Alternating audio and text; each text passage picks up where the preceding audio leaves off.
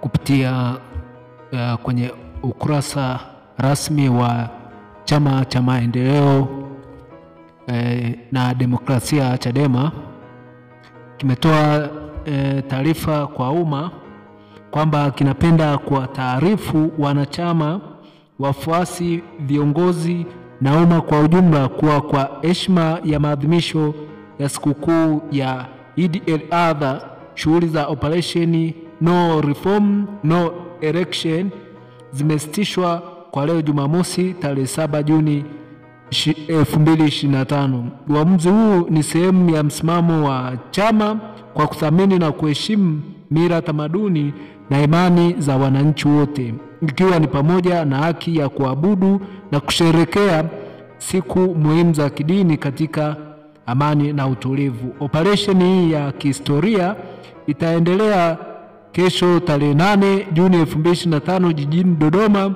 kama ilivyopangwa. Timu zote zitarejea kazini kuendeleza mapambano ya kudai mabadiliko ya kweli ya kisiasa, kisheria na katiba ambayo ni msingi wa uchaguzi huru, wa haki na wenye maridhiano ya kitaifa.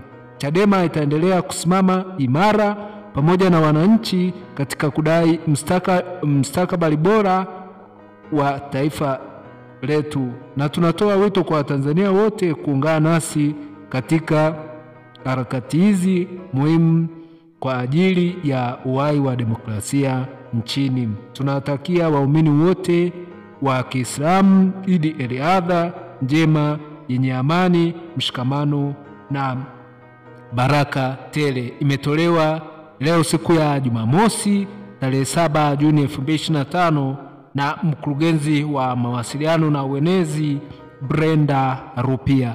Hii ni taarifa ya Chadema kuamua kusitisha operation ya No Reforms No Election inayoendelea hapa nchini kwa kuheshimu mila na desturi ya Watanzania ya uhuru wa kuabudu.